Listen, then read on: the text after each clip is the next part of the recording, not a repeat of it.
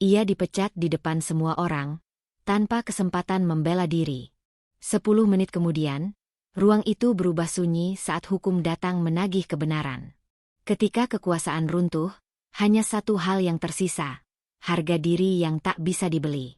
Sebelum mulai ceritanya, komen dulu kalian dari kota atau negara mana. Aku pengen tahu. Jangan lupa like, subscribe, dan aktifkan lonceng, supaya channel ini makin berkembang.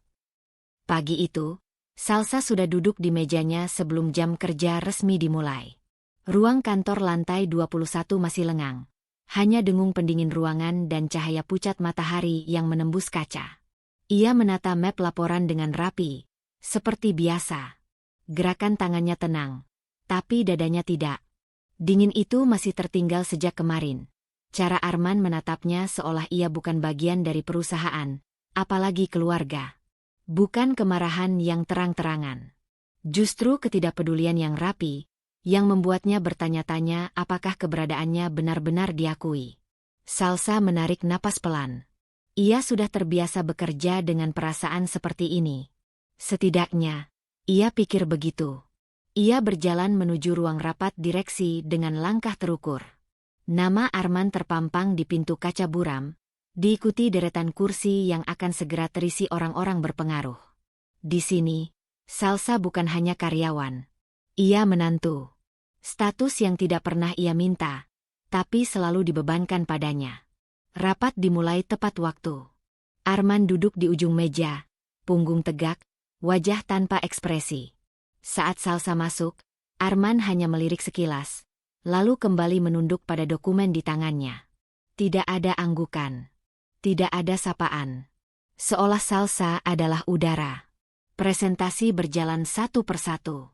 Ketika giliran Salsa, ia berdiri dan memaparkan analisis efisiensi operasional yang telah ia kerjakan selama 2 minggu. Data yang ia sajikan jelas, runtut, dan berdasar. Ia berbicara tanpa bergetar, meski tahu sepasang mata di ujung meja sedang mengamati, bukan untuk memahami, tapi mencari celah. Jika kita melakukan penyesuaian di lini distribusi, ujar Salsa, biaya operasional bisa ditekan tanpa mengorbankan kualitas. Beberapa kepala mengangguk. Hening sesaat mengisi ruangan.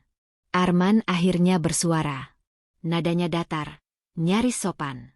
Pendapat yang menarik, katanya, sambil menutup map. Meski tentu saja, teori di atas kertas seringkali berbeda dengan praktik di lapangan. Tidak ada bantahan langsung. Tidak ada penolakan eksplisit. Tapi senyum tipis itu, senyum yang tidak sampai ke mata, cukup untuk menurunkan suhu ruangan. Pengalaman lapangan tidak bisa digantikan oleh angka, lanjut Arman. Terutama bagi mereka yang masih belajar memahami kompleksitas bisnis keluarga. Kata-kata itu meluncur halus, tapi menghantam tepat sasaran. Salsa merasakan panas di tengkuknya. Ia tetap berdiri, menahan diri untuk tidak menunduk. Ia tahu, jika ia membela diri sekarang, rapat akan berubah arah. Dan ia tahu siapa yang akan disalahkan. Baik, Pak, ucapnya singkat. Ia duduk kembali, jari-jarinya saling mengunci di pangkuan. Di dalam dirinya, ada sesuatu yang terkelupas pelan. Luka lama tentang harus selalu membuktikan diri, tentang tak pernah cukup, bahkan saat ia melakukan segalanya dengan benar. Rapat berakhir tanpa keputusan. Orang-orang beranjak keluar, sebagian menepuk bahu Salsa dengan senyum canggung. Ia membereskan laptopnya perlahan. Arman sudah lebih dulu pergi, dikelilingi 2 manajer senior. Tertawa kecil tentang hal-hal yang tidak ia dengar.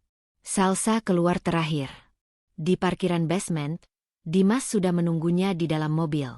Suaminya itu menyandarkan kepala ke jok, ponsel di tangan. Saat melihat Salsa mendekat, Dimas tersenyum tipis. Senyum yang biasanya menenangkan, tapi hari ini terasa kosong. Rapatnya gimana? Tanya Dimas sambil menyalakan mesin. Salsa menatap ke depan. Biasa. Dimas meliriknya sebentar. Ia tahu arti, biasa, itu. Ayah memang begitu, katanya. Kamu jangan diambil hati. Kalimat itu jatuh lebih berat dari yang dimaksudkan. Salsa menghela napas. Aku tidak minta diperlakukan istimewa, ujarnya pelan. Aku cuma ingin didengar sebagai profesional. Dimas mengencangkan genggaman pada setir. Aku ngerti. Tapi ini keluarga. Kamu tahu sendiri, ayah sensitif soal kritik. Bersabarlah sedikit. Bersabar. Kata itu lagi. Salsa menoleh, menatap wajah suaminya, anak Arman, yang tumbuh di bawah bayang-bayang figur dominan itu. Ada kelelahan di mata Dimas, tapi juga ketakutan. Takut kehilangan keseimbangan yang selama ini ia kenal. Bersabar sampai kapan? Tanya Salsa. Suaranya hampir tak terdengar. Dimas terdiam. Lampu keluar parkiran menyala hijau, tapi mobil belum bergerak. Sampai semuanya tenang. Jawabnya akhirnya. Demi kita. Salsa mengangguk kecil. Ia tahu Dimas tidak bermaksud menyakitinya. Tapi di dalam dadanya, dua hal saling bertabrakan. Martabat yang terus tergerus, dan pernikahan yang ia jaga dengan menahan diri. Ia menoleh ke jendela, melihat pantulan wajahnya sendiri. Tenang di luar, retak di dalam. Saat mobil melaju, ponsel Salsa bergetar di tasnya. Ia tidak langsung membukanya. Ada dorongan aneh di dadanya, campuran antara takut dan penasaran. Ketika akhirnya ia melihat layar, hanya ada satu surel internal yang baru masuk. Subjeknya singkat, laporan revisi, urgent. Pengirimnya bukan Arman. Bukan juga Dimas. Salsa menelan ludah. Ia menutup ponsel itu kembali tanpa membukanya, menyadari satu hal dengan jelas. Tekanan ini tidak akan berhenti di ruang rapat. Dan untuk pertama kalinya, ia mempertimbangkan sebuah pilihan kecil. Membaca dengan lebih teliti, menyimpan dengan lebih hati-hati, yang mungkin akan menyeretnya ke risiko yang belum pernah ia hadapi sebelumnya. Salsa membuka laptopnya dengan perasaan yang belum sepenuhnya tenang. Bayangan surel urgent dari malam sebelumnya masih mengambang di kepalanya, seperti bayangan tipis yang tak mau pergi. Ia membacanya ulang pagi ini, di meja kerjanya, di antara deretan angka dan tabel yang sudah ia hafal di luar kepala. Revisi kecil, katanya. Penyesuaian format. Tak ada yang tampak berbahaya, tapi ada sesuatu yang mengganjal. Sebuah ketergesaan yang tak biasa, permintaan yang datang bukan dari atasan langsungnya, melainkan dari Bagas, kepala keuangan yang jarang berurusan langsung dengannya. Salsa menggeser kursinya, menatap layar lebih lama dari yang seharusnya. Ia mengerjakan revisi itu dengan hati-hati, memastikan setiap angka tetap sesuai data awal. Ketika selesai, ia menyimpan salinan di folder pribadinya, kebiasaan baru yang lahir dari kegelisahan semalam. Keputusan kecil, nyaris tak terasa, tapi membuat jantungnya berdegup lebih cepat. Belum sempat ia mengirim laporan itu, Rani muncul di samping mejanya. Rekan kerjanya itu menunduk sedikit, seolah berbicara tentang hal remeh, padahal matanya menyiratkan sesuatu yang lain. Kamu ada waktu sebentar, bisik Rani. Salsa mengangguk dan mengikuti Rani ke pantry kecil di sudut lantai. Aroma kopi pahit mengisi ruangan, kontras dengan suara mesin yang berdengung pelan. Rani menuang air panas ke cangkirnya, lalu menatap Salsa dengan ragu. Aku dengar kemarin kamu presentasi di rapat direksi, katanya akhirnya. Salsa mengangkat bahu. Iya. Rani menghela napas. Aku cuma mau bilang, hati-hati. Pak Arman gak suka kalau ada yang kelihatan mengoreksi cara kerjanya. Apalagi di depan banyak orang. Kalimat itu diucapkan tanpa emosi berlebihan, seperti peringatan cuaca. Tapi justru itulah yang membuat Salsa merinding. Rani tidak sedang bergosip. Ia sedang melindungi. Aku nggak mengkritik, jawab Salsa pelan. Aku cuma menyampaikan data. Rani tersenyum tipis, senyum yang lebih mirip kelelahan. Di sini, kadang data juga bisa dianggap kritik. Salsa terdiam. Ia menatap permukaan kopi yang bergetar halus di cangkirnya. Ada bagian dalam dirinya yang ingin membantah, ingin mengatakan bahwa profesionalisme seharusnya berdiri di atas segalanya. Tapi ada bagian lain, bagian yang mulai belajar membaca isyarat, yang tahu Rani benar. Kamu menantu, lanjut Rani, suaranya makin rendah. Itu bikin posisimu rumit. Banyak yang memperhatikan, Tapi bukan untuk hal baik. Ucapan itu bukan tuduhan, melainkan fakta. Salsa merasakan pergeseran halus dalam dirinya. Dari sekadar tersinggung, menjadi waspada. Ia mengangguk pelan. Terima kasih sudah bilang. Rani tersenyum lega, lalu kembali ke mejanya seolah percakapan itu tak pernah terjadi. Tapi bagi Salsa, sesuatu sudah berubah. Ia kembali ke kursinya dengan kesadaran baru, bahwa setiap langkahnya diawasi, setiap keputusan bisa disalahartikan. Siang harinya, surel balasan dari Bagas masuk. Singkat.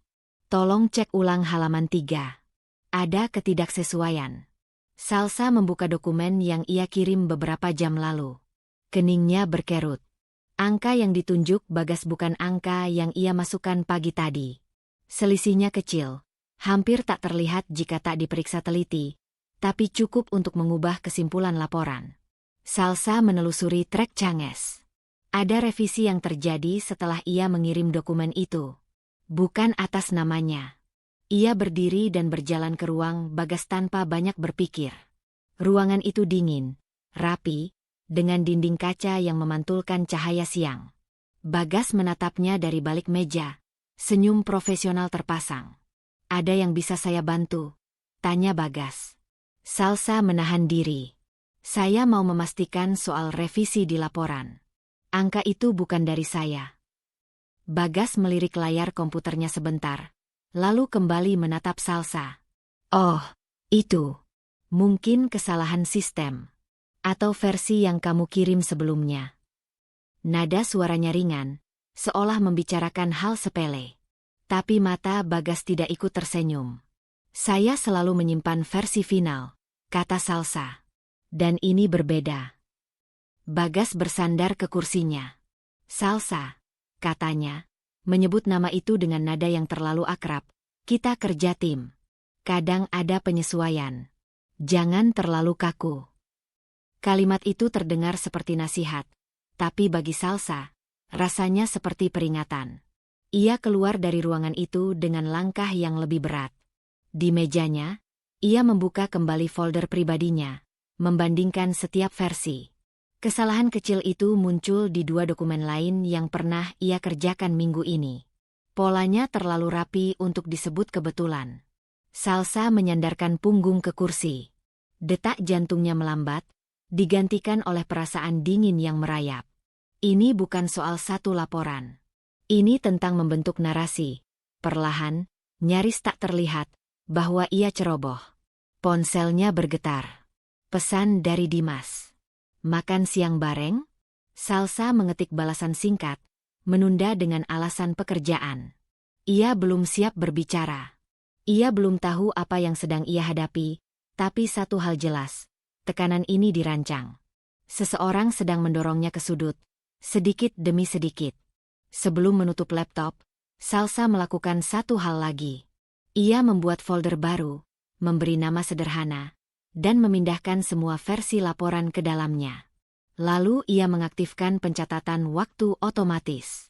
Keputusan kecil. Berisiko jika diketahui. Tapi untuk pertama kalinya sejak bekerja di perusahaan ini, Salsa memilih berjaga, bukan hanya untuk pekerjaannya, tapi untuk dirinya sendiri. Folder baru itu masih terbuka di layar laptop Salsa ketika pagi berganti siang. Nama foldernya sederhana, hampir tak berarti bagi siapapun yang tak tahu isinya. Namun bagi Salsa, folder itu seperti garis tipis yang ia tarik sendiri, antara percaya dan berjaga.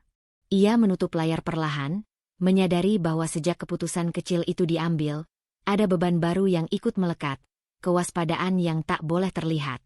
Siang itu, perusahaan menggelar acara internal sederhana di aula lantai bawah.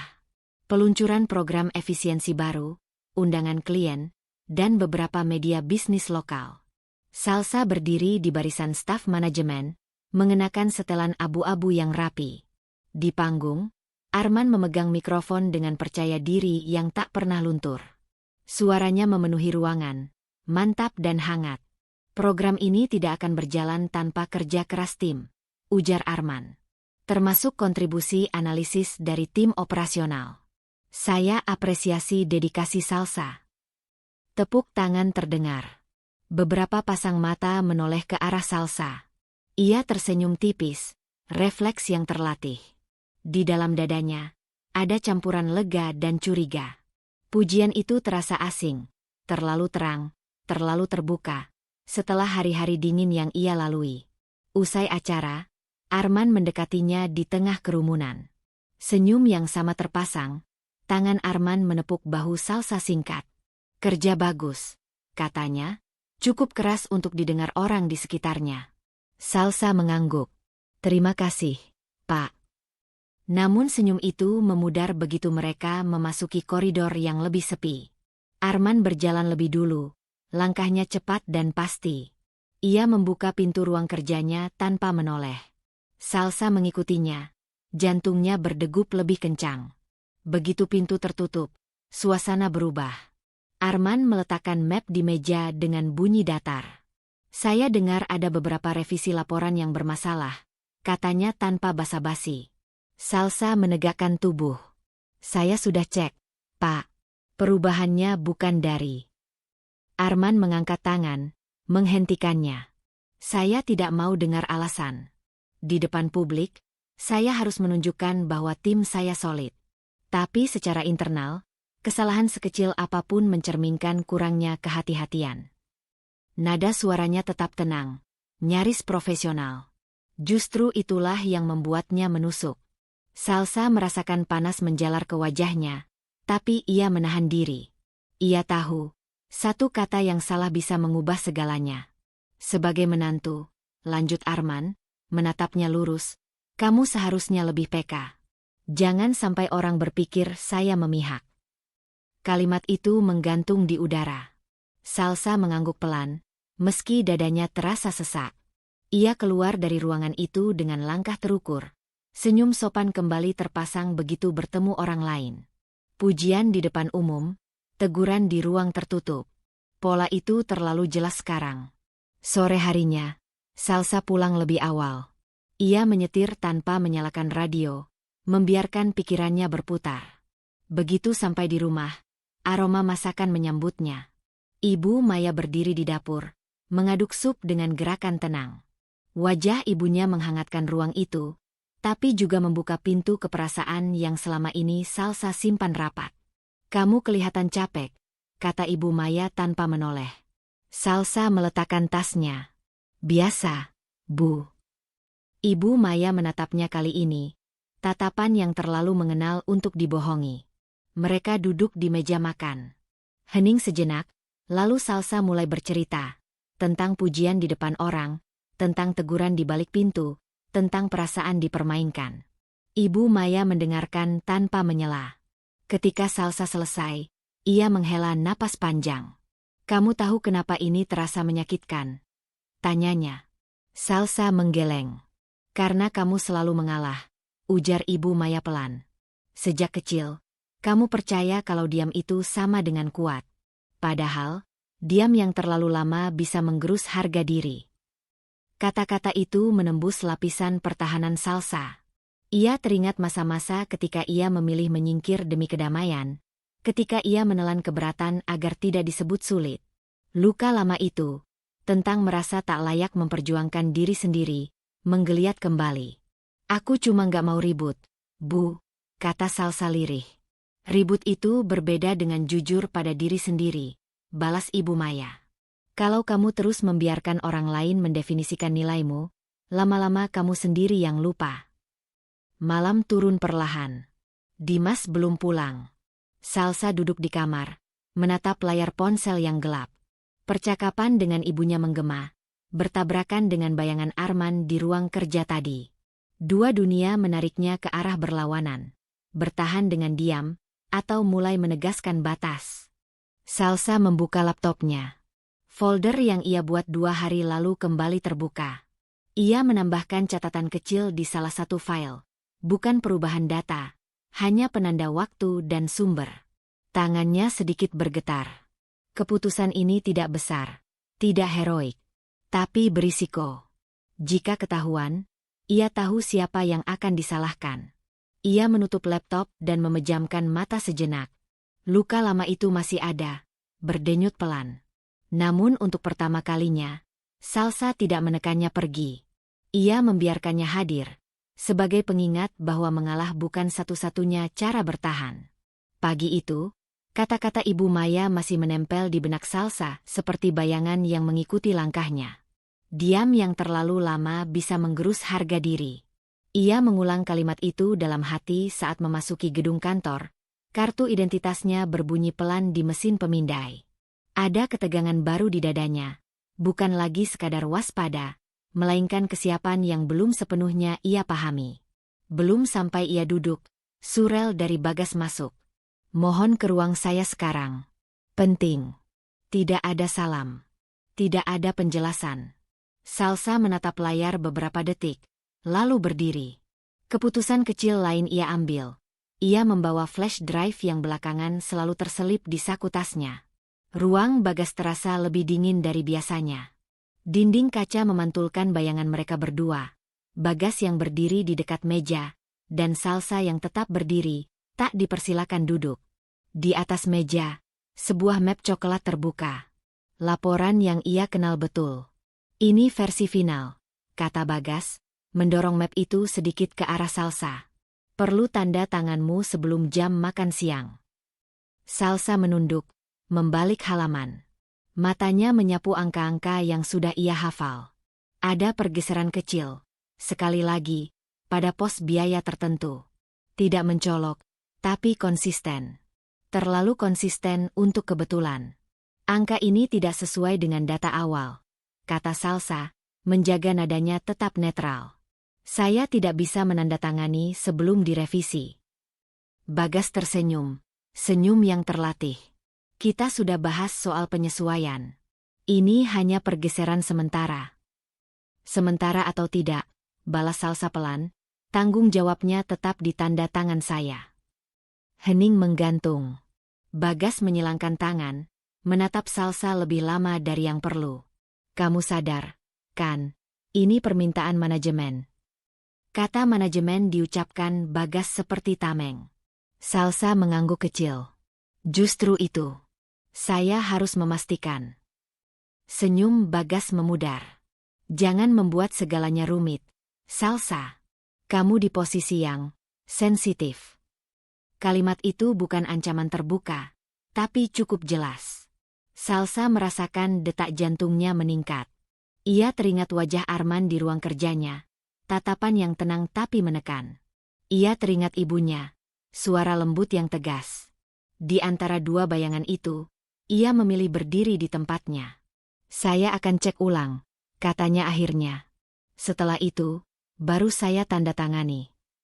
Bagas menghela napas pendek, seolah kesabaran sedang diuji. "Baik, tapi jangan lama." Salsa keluar dari ruangan itu dengan langkah terukur. Begitu sampai di mejanya, ia menutup layar monitor dan membuka folder pribadinya. Tangan-tangannya bergerak cepat, terlatih. Ia menyalin dokumen versi terakhir, menyimpan cap waktu, lalu menyimpannya ke flash drive. Ada rasa bersalah yang menyelinap, seolah ia melakukan sesuatu yang tak seharusnya. Tapi ada juga rasa aman kecil yang tumbuh. Ia tidak mengubah apapun. Ia hanya menyimpan. Siang menjelang sore, pesan dari Dimas masuk. "Ayah bilang kamu menunda tanda tangan. Kita perlu bicara." Salsa menatap pesan itu lebih lama dari biasanya. Ada jeda yang ia biarkan terjadi, seperti ruang bernapas kecil sebelum badai. Mereka bertemu malam itu di ruang tamu rumah. Dimas duduk dengan punggung tegak, wajahnya tegang. Salsa baru saja meletakkan tasnya ketika Dimas mulai bicara. "Kamu tahu nggak, sikap kamu hari ini bikin ayah kelihatan buruk," kata Dimas, suaranya ditahan. Salsa menatap suaminya. "Aku cuma minta waktu untuk cek laporan." "Di depan manajemen, itu kelihatannya kamu menolak arahan," balas Dimas cepat. "Ayah jadi harus menjelaskan." "Penjelasan." Kata itu mengingatkan Salsa pada rapat, pada pujian yang berubah jadi teguran di balik pintu. "Aku tidak mempermalukan siapapun," katanya, berusaha tenang. "Aku menjaga pekerjaanku." Dimas menghela napas, berjalan mondar-mandir sebentar. Kamu menantu. Orang akan mengaitkan semua yang kamu lakukan dengan ayah. Sedikit saja kamu berbeda, dampaknya ke dia. Salsa merasakan sesuatu mengeras di dadanya. Lalu posisiku di mana? Tanyanya. Sebagai profesional atau sebagai bayangan? Dimas berhenti. Tatapannya melembut sesaat, lalu kembali kaku. Aku cuma minta kamu lebih fleksibel. Demi keluarga. Kalimat itu kembali. Sama. Tapi kali ini efeknya berbeda. Salsa teringat bagaimana Bagas menekankan kata sensitif. Teringat bagaimana Arman berbicara tentang persepsi. Semua orang meminta ia menyesuaikan diri, menekuk sedikit demi sedikit. Aku tidak menolak bekerja sama, kata Salsa pelan. Aku menolak menandatangani sesuatu yang bermasalah. Dimas menunduk, mengusap wajahnya. Kamu membuat ayah merasa diserang. Hening jatuh di antara mereka. Salsa menyadari, untuk pertama kalinya, bahwa pernikahannya tidak memberinya perlindungan. Justru sebaliknya, ia menjadi jalur tekanan yang paling efektif. Malam itu, setelah Dimas masuk kamar tanpa berkata apa-apa lagi, Salsa duduk sendiri di ruang kerja kecilnya. Ia membuka laptop, mengakses folder yang kian berisi. Ia menambahkan satu catatan lagi, kronologi permintaan tanda tangan hari ini, tanpa emosi, hanya fakta. Jarinya berhenti sejenak di atas keyboard. Jika ini terbaca oleh orang yang salah, ia tahu risikonya. Ia menutup laptop dengan napas panjang. Keputusan kecil hari ini telah membawanya lebih jauh dari yang ia rencanakan. Ia tidak tahu tujuan akhir dari tekanan ini, tapi satu hal menjadi jelas. Garis tipis yang ia tarik mulai terlihat oleh orang lain. Dan setiap langkah berikutnya akan membuatnya semakin sulit untuk kembali berpura-pura tidak melihat apa-apa. Malam yang nyaris tanpa tidur meninggalkan bekas di mata Salsa keesokan paginya. Ia bangun dengan kepala berat, pikirannya masih terjebak pada percakapan dengan Dimas. Pada kata fleksibel yang terasa seperti perintah untuk menghilang pelan-pelan. Di kantor, ia duduk lebih tegak dari biasanya. Seolah postur tubuh bisa menahan badai yang tak terlihat. Salsa membuka laptop dan langsung menuju folder pribadinya. Catatan kronologi kemarin malam terbaca kering dan rapi, tanpa emosi. Ia sengaja menuliskannya begitu. Emosi membuat segalanya kabur. Fakta, setidaknya, bisa berdiri sendiri. Ia menutup folder itu ketika notifikasi pesan internal muncul. Bisa ketemu sebentar? Perlu klarifikasi data. Pengirimnya, Laras. Nama itu membuat jantung Salsa berdetak lebih cepat. Laras adalah auditor internal. Orang yang pekerjaannya menelusuri jejak yang orang lain ingin hapus. Mereka jarang berinteraksi langsung. Permintaan bertemu diam-diam seperti ini bukan kebetulan. Salsa membalas singkat, menyepakati waktu di ruang arsip lantai bawah, tempat yang jarang dilewati. Saat ia melangkah ke sana, setiap langkah terasa lebih berat. Ia sadar betul, satu percakapan bisa mengubah banyak hal. Ruang arsip dingin dan berbau kertas lama. Laras sudah menunggu, berdiri dekat rak besi, memegang tablet. Wajahnya tenang, tapi matanya waspada. Tatapan seseorang yang terbiasa membaca ketidaksinkronan.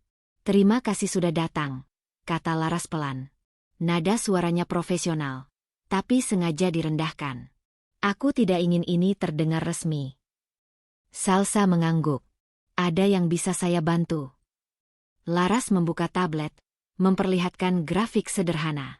Aku sedang meninjau laporan efisiensi dan beberapa revisi. Ada pergeseran kecil di pos tertentu. Tidak besar, tapi polanya berulang. Salsa menahan napas. Ini bukan tuduhan. Ini undangan untuk bicara jujur. Data awalnya dari saya, kata Salsa. Pergeseran itu bukan. Laras mengangguk, seolah mengonfirmasi dugaan. Aku perlu memastikan satu hal, lanjutnya. Apakah kamu diminta menandatangani versi yang sudah direvisi itu? Pertanyaan itu sederhana, tapi jawabannya berisiko. Salsa merasakan ketegangan merambat dari tengkuk ke bahu.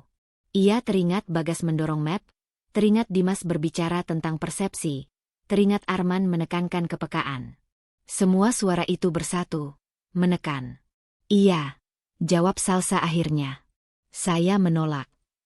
Laras menatapnya lebih lama, lalu menarik napas. Baik. Untuk saat ini, temuan ini belum cukup untuk langkah hukum. Angkanya kecil. Bisa dianggap kesalahan administrasi. Kata-kata itu seharusnya menenangkan, tapi justru membuat dada Salsa terasa sesak. Kecil. Tidak cukup. Artinya, semua risiko yang ia hadapi belum sebanding dengan dampak apapun. Namun, lanjut Laras, menurunkan suara lebih jauh, pola seperti ini jarang berdiri sendiri. Biasanya ada lapisan. Salsa merasakan getaran halus di tangannya. Dorongan moral yang selama ini ia tekan mulai mencari celah. Apa yang kamu butuhkan dari saya? Tanyanya. Laras menutup tablet. Klarifikasi. Dan, jika kamu punya, versi dokumen sebelum revisi.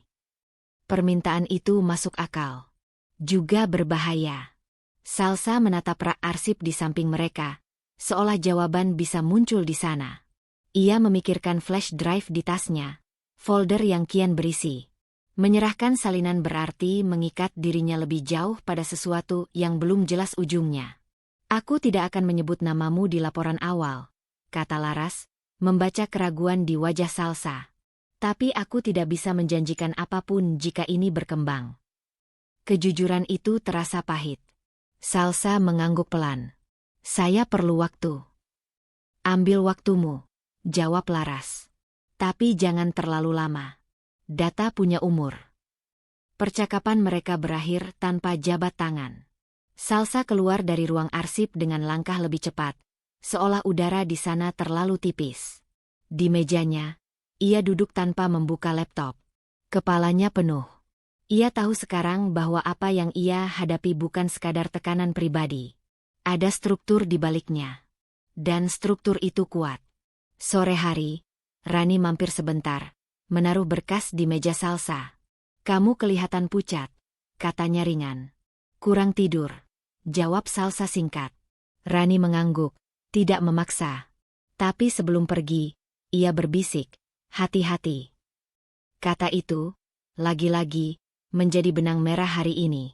Malamnya, di rumah, Dimas pulang larut. Mereka hampir tidak bicara. Salsa duduk di ruang kerja. Lampu kecil menyala. Ia mengeluarkan flash drive dari tasnya, memutarnya di antara jari-jari. Takut itu nyata. Takut kehilangan pekerjaan, pernikahan, rasa aman. Tapi dorongan moral itu juga nyata. Dorongan untuk tidak ikut menutup mata. Ia membuka laptop, menyalin satu dokumen awal ke folder terpisah, memberi kode tanggal. Bukan mengirimkannya. Belum. Ia menutup laptop dengan jantung berdebar. Keputusan kecil lagi. Menunda. Menyimpan. Membiarkan pintu tetap terbuka. Di dalam dirinya, dua suara masih beradu. Dan untuk pertama kalinya, ia sadar bahwa memilih diam atau bersuara sama-sama memiliki harga. Keputusan kecil semalam, menyimpan satu dokumen tanpa mengirimkannya, mengendap seperti batu di perut Salsa. Ia berangkat kerja dengan langkah yang lebih pelan, seolah tubuhnya mencoba menunda sesuatu yang tak bisa ditunda. Di lobi gedung, bisik-bisik terdengar lebih sering dari biasanya. Tatapan saling menghindar. Senyum-senyum tipis yang dipaksakan. Begitu sampai di lantai kerjanya, surel massal muncul hampir serempak di layar semua orang. Undangan rapat mendadak. Wajib hadir. Pengirim, Arman. Ruang rapat penuh. Arman berdiri di depan, tidak duduk seperti biasanya. Tangannya bertumpu di meja, telapak terbuka, seolah ingin menunjukkan keterbukaan. Namun matanya tajam, menyapu satu persatu wajah staf. Saya mendapat laporan, katanya, suaranya tenang tapi berlapis baja, bahwa ada data internal yang beredar tanpa izin. Tidak ada nama disebut. Tidak ada tudingan langsung. Tapi udara menegang. Perusahaan ini dibangun atas kepercayaan, lanjut Arman. Jika ada yang merasa tidak nyaman dengan kebijakan, pintu saya terbuka. Tapi bermain di belakang, itu pelanggaran. Salsa merasakan tenggorokannya mengering. Ia menunduk sedikit, menahan dorongan untuk menatap siapapun. Kalimat-kalimat Arman rapi, beradab. Ancaman yang dibungkus etika. Mulai hari ini, kata Arman, semua akses data akan diperketat. Audit internal akan dipercepat. Dan saya harap tidak ada lagi salah paham. Rapat bubar dengan cepat. Tidak ada tanya jawab. Tidak ada klarifikasi. Salsa kembali ke mejanya dengan perasaan dikejar. Ia membuka laptop, melihat notifikasi perubahan akses. Beberapa folder kini terkunci. Jantungnya berdegup lebih cepat. Ia menyadari betapa sempit ruang geraknya kini. Tak lama, Rani datang dengan wajah pucat. Ia berdiri di samping meja Salsa, jemarinya meremas map. Aku dipindahkan, kata Rani tanpa basa-basi. Salsa mendongak. Kemana? Divisi lain. Efektif hari ini. Rani tertawa kecil yang terdengar pahit. Katanya rotasi biasa. Salsa menelan ludah. Ia tahu ini bukan rotasi. Ini pesan. Aku minta maaf, katanya refleks, meski tak tahu apa yang ia sesali secara spesifik. Rani menggeleng. Jangan. Aku tahu risikonya. Ia mencondongkan tubuh sedikit. Kamu hati-hati. Mereka sedang mencari. Kalimat itu menusuk lebih dalam daripada yang Rani sadari. Salsa melihat sekeliling. Meja-meja yang tiba-tiba terasa asing. Rani merapikan barang-barangnya dengan cepat. Tidak ada perpisahan besar. Hanya satu anggukan sebelum ia pergi, membawa serta satu-satunya sekutu yang selama ini diam-diam berdiri di dekatnya. Rasa bersalah mengalir deras. Salsa duduk terpaku, menyadari bahwa setiap langkahnya punya konsekuensi bagi orang lain. Ketakutan yang sebelumnya bersifat pribadi kini melebar, menyinggung orang-orang yang tidak memilih terlibat. Siang hari, Bagas melewati mejanya tanpa berhenti, hanya melirik sekilas. Tatapan itu cukup untuk membuat punggung Salsa menegang. Tak lama kemudian, pesan singkat dari Dimas masuk. Ayah marah besar soal kebocoran. Kamu ada kaitannya? Salsa menatap layar lama. Ia mengetik balasan, menghapusnya, lalu mengetik lagi. Aku hanya menjalankan prosedur. Ia tahu jawaban itu tidak akan memuaskan siapapun. Malamnya, di rumah, Dimas tidak membahas apa-apa. Keheningan menjadi bahasa baru di antara mereka. Salsa duduk di ruang kerja kecil. Lampu redup. Ia membuka laptop, mengakses folder yang kini terasa seperti rahasia yang hidup. Beberapa akses memang terkunci, tapi tidak semuanya. Masih ada celah. Laporan lama, versi awal, email yang tersimpan lokal. Ia teringat wajah Rani ketika berkata mereka sedang mencari. Terlintas keinginan untuk berhenti. Untuk menutup laptop, menghapus folder, kembali menjadi karyawan patuh yang tak menonjol. Tapi bayangan Arman di ruang rapat, kata-kata tentang kepercayaan, dan cara Rani dipindahkan begitu saja. Semuanya menyatu menjadi satu kesimpulan pahit. Diam tidak akan menyelamatkan siapapun. Salsa menarik napas panjang. Ia mulai bekerja dengan metode baru, tidak mengunduh berlebihan, tidak mengakses dari jaringan kantor lebih lama dari perlu. Ia mencatat, menandai, menyimpan di tempat terpisah. Bukan banyak, sedikit demi sedikit. Seperti menabung, tapi untuk kebenaran yang belum tahu kapan bisa dicairkan. Ada ketakutan yang terus menyertainya. Tapi ada juga keteguhan yang pelan-pelan tumbuh. Ia tidak lagi berharap ada yang berdiri di sisinya. Kesendirian itu justru membuat pilihannya lebih jujur. Sebelum menutup laptop, ia menuliskan satu kalimat di catatan pribadinya. Jika aku berhenti sekarang, semua yang terjadi pada Rani akan sia-sia. Kalimat itu bukan pembenaran, melainkan pengikat. Salsa mematikan lampu dan berdiri di kegelapan sejenak. Tekanan semakin nyata, lingkarannya kian menyempit. Namun di tengah rasa bersalah dan takut, ia mengambil keputusan yang lebih berisiko dari sebelumnya. Tetap mengumpulkan bukti, meski tanpa perlindungan, meski sendirian. Pagi itu, kesendirian terasa lebih nyata dari biasanya. Meja di sebelah Salsa, yang dulu ditempati Rani, kosong, bersih, seolah tak pernah ada seseorang di sana. Kursi ditarik rapi ke dalam. Monitor mati. Kekosongan itu seperti peringatan visual bahwa siapapun bisa dipindahkan, disingkirkan, dihapus dari peta tanpa suara. Salsa duduk dengan punggung tegak, tapi otot-ototnya tegang. Keputusan semalam masih berdenyut di pelipisnya. Ia membuka email kantor dengan hati-hati, membiarkan layar memuat satu persatu pesan. Tak ada yang mencurigakan. Justru itulah yang membuatnya waspada. Menjelang siang, notifikasi dari sistem dokumen internal muncul. Dokumen disetujui dan diajukan. Salsa mengernyit. Ia membuka detailnya. Nama file itu familiar. Laporan anggaran yang 2 minggu lalu ia tolak untuk ditandatangani. Tangannya berhenti di mouse. Kolom persetujuan menampilkan namanya. Tanda tangan digital Salsa tertera di sana. Untuk beberapa detik, dunia terasa hening. Suara kantor menghilang, digantikan dengung di telinganya sendiri. Ia membuka dokumen itu cepat-cepat, memeriksa cap waktu. Persetujuan tercatat tadi pagi, saat ia belum membuka sistem. Tidak mungkin, gumamnya. Salsa menelusuri riwayat akses. Nama Bagas muncul di sana, tercatat sebagai pengunggah final. Ada celah kecil dalam sistem, otorisasi ganda yang bisa dilewati oleh kepala keuangan. Celah yang selama ini dianggap aman karena bertumpu pada kepercayaan. Kepercayaan. Kata itu kembali menghantam. Salsa menutup dokumen itu perlahan. Tangannya dingin. Ini bukan lagi tekanan. Ini perang sunyi. Dan kini, namanya sudah ditarik masuk ke tengah medan. Jika laporan ini dipermasalahkan, tanda tangan itu akan menjadi bukti awal. Bukan Bagas. Bukan Arman. Dirinya. Ia berdiri dan berjalan ke toilet, mengunci diri di salah satu bilik. Napasnya pendek-pendek. Untuk pertama kalinya sejak semua ini dimulai, ketakutan tidak lagi samar. Ia jelas, konkret, dan bernama kambing hitam. Kata itu muncul begitu saja, membawa bersamanya gambaran kehancuran yang rapi, pemecatan, tuduhan kelalaian, nama baik yang runtuh.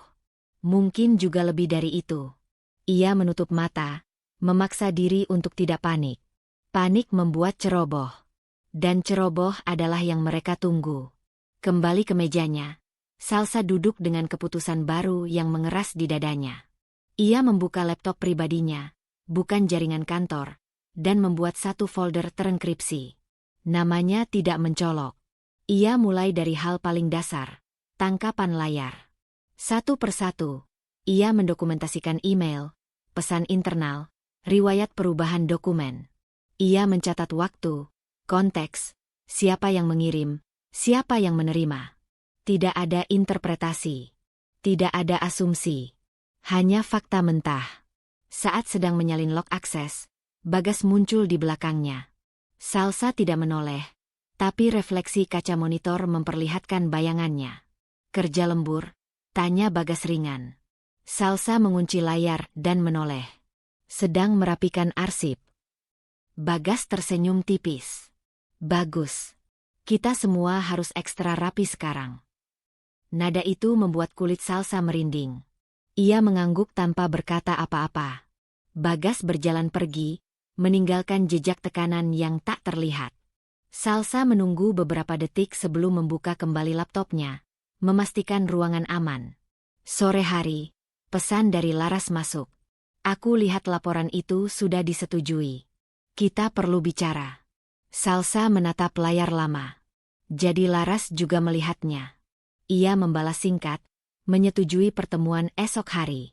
Setidaknya satu orang di dalam sistem ini tahu ada yang janggal. Itu memberi sedikit napas. Di rumah, Dimas pulang lebih awal. Wajahnya tegang, rahangnya mengeras. Kamu tanda tangan laporan itu? Tanyanya tanpa pembuka. Salsa menatap suaminya, menyadari betapa cepat narasi menyebar. Tidak. Dimas menghela napas kasar. Tapi namamu ada di sana. Ada perbedaan besar antara ada dan melakukan, jawab Salsa, berusaha menjaga suaranya tetap datar. Dimas terdiam sejenak. Ayah sedang di bawah tekanan. Ini bukan waktu yang tepat untuk... Untuk apa? Potong Salsa pelan. Untuk jujur. Kata itu menggantung di udara. Dimas mengusap wajahnya, lalu berpaling. Aku cuma nggak mau kamu terseret lebih jauh. Salsa tersenyum pahit. Aku sudah terseret. Malam itu, setelah Dimas tertidur, Salsa kembali ke ruang kerjanya. Ia menyimpan salinan dokumen yang memuat tanda tangan palsu itu, lengkap dengan metadata. Ia mengamankannya di 2 tempat berbeda. Setiap langkah terasa seperti berjalan di atas tali tipis. Salah sedikit, ia bisa jatuh. Namun di balik ketakutan itu, ada kejelasan baru. Pola yang selama ini samar kini terlihat utuh. Tekanan. Pemindahan. Puzzle. Semua mengarah ke satu tujuan, menyiapkan pengganti jika sesuatu bocor ke permukaan. Dan pengganti itu adalah dirinya. Salsa menutup laptop dengan tangan gemetar tapi tekad yang mengeras. Ia sadar, mulai detik ini, ia tidak hanya mengumpulkan bukti. Ia sedang melindungi dirinya sendiri dari narasi yang sedang dibangun tanpa persetujuannya.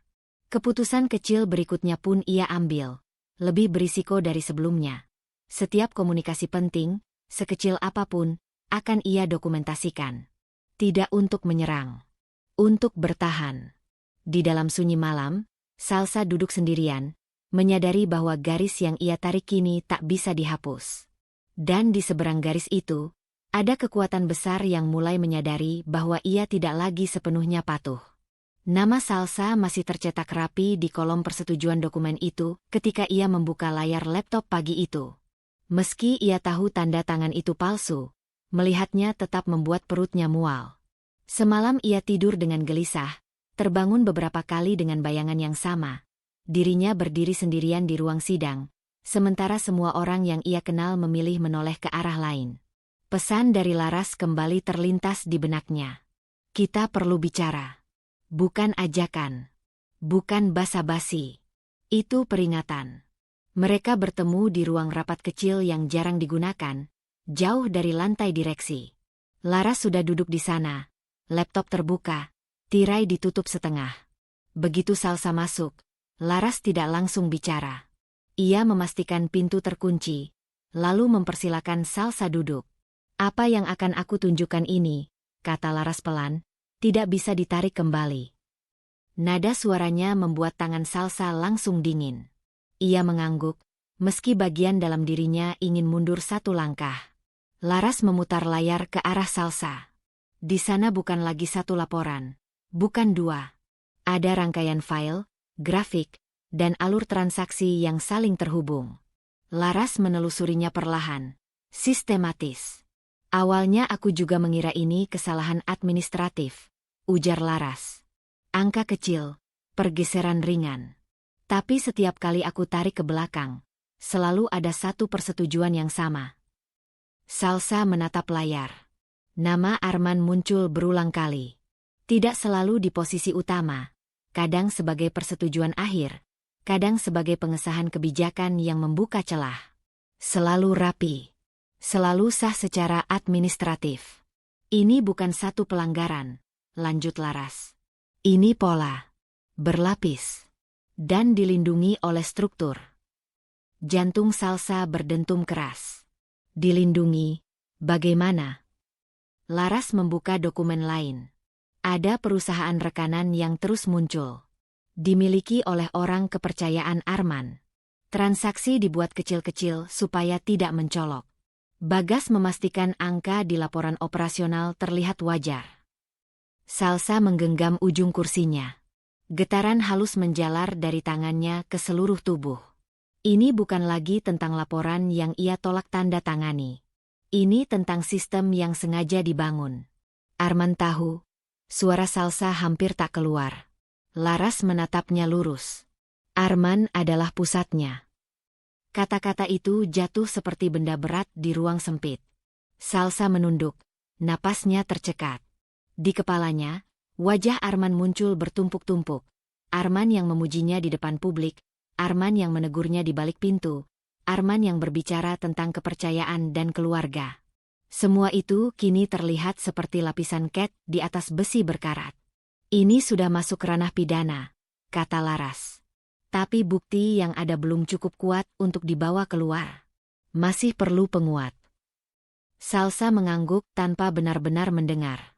Tubuhnya gemetar, bukan karena takut ketahuan, melainkan karena kesadaran yang menghantam tiba-tiba. Ia bukan hanya sedang melawan tekanan kantor. Ia berdiri di depan sesuatu yang jauh lebih besar dan lebih berbahaya. Aku tidak akan memaksamu, lanjut Laras. Tapi kamu sudah terlibat, sadar atau tidak. Namamu sudah dipakai. Salsa teringat tanda tangan palsu itu. Terbayang betapa mudahnya semua ini diarahkan kepadanya jika keadaan berbalik. Ia mengangguk pelan. Aku perlu waktu. Laras menutup laptop. Waktu adalah kemewahan yang tidak kita punya banyak. Percakapan itu berakhir tanpa kesimpulan. Salsa keluar dari ruang rapat dengan langkah goyah.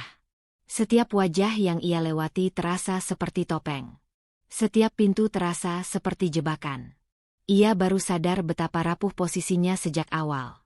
Malamnya, ketegangan itu ia bawa pulang. Dimas sudah ada di rumah, duduk di sofa dengan ponsel di tangan. Begitu melihat wajah Salsa yang pucat, ia langsung berdiri. Ada apa? Tanya Dimas. Salsa ragu sejenak, lalu memutuskan tidak berputar-putar. Aku bicara dengan auditor internal. Dimas mengerutkan kening. Soal apa lagi? Bukan cuma laporan, kata Salsa. Ada pola penyimpangan. Dan ayahmu terlibat.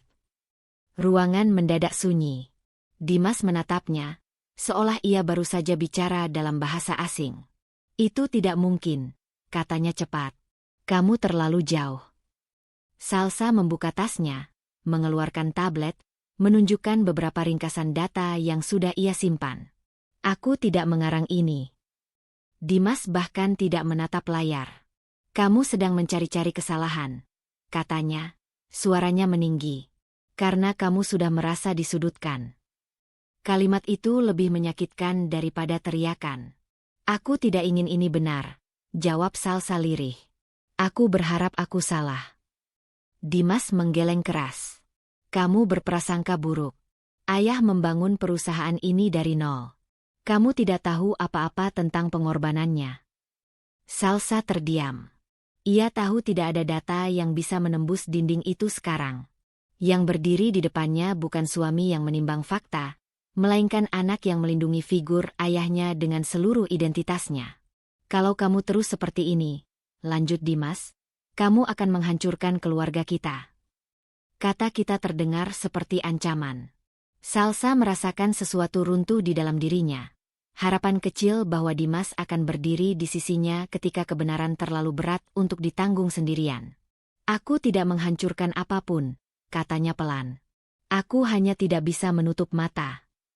Dimas memalingkan wajah. Berhentilah. Demi aku. Permintaan itu menutup percakapan. Salsa masuk ke ruang kerja kecilnya dengan langkah berat. Ia duduk, menatap folder berisi dokumen-dokumen yang kini terasa seperti beban fisik. Tangannya masih gemetar ketika ia menambahkan satu catatan baru. Pola berlapis, persetujuan Arman, peran Bagas. Ia menutup laptop dan menyandarkan kepala ke kursi. Takut itu masih ada, lebih besar dari sebelumnya. Tapi kini bercampur dengan sesuatu yang lain. Kesadaran bahwa kebenaran tidak akan mengecil hanya karena ia ingin hidup tenang. Malam itu, sebelum tidur, Salsa membuat satu keputusan kecil yang berisiko. Ia menyalin sebagian ringkasan data ke media terpisah, disimpan di tempat yang tidak terkait dengan rumah atau kantor. Ia belum siap melangkah lebih jauh. Tapi ia juga tahu, setelah hari ini, tidak ada jalan kembali ke ketidaktahuan. Pagi itu, Salsa datang ke kantor dengan perasaan yang belum sepenuhnya pulih dari malam sebelumnya. Percakapan dengan Dimas masih menggantung di kepalanya, seperti kalimat yang belum selesai diucapkan. Ia hampir tidak tidur. Keputusan kecil yang ia ambil, menyimpan salinan data di tempat terpisah, memberinya rasa aman semu, tapi juga menambah berat di dadanya. Kini ia tidak hanya menyimpan kebenaran, ia sedang menyembunyikannya. Begitu memasuki lobi, ia merasakan sesuatu yang berbeda.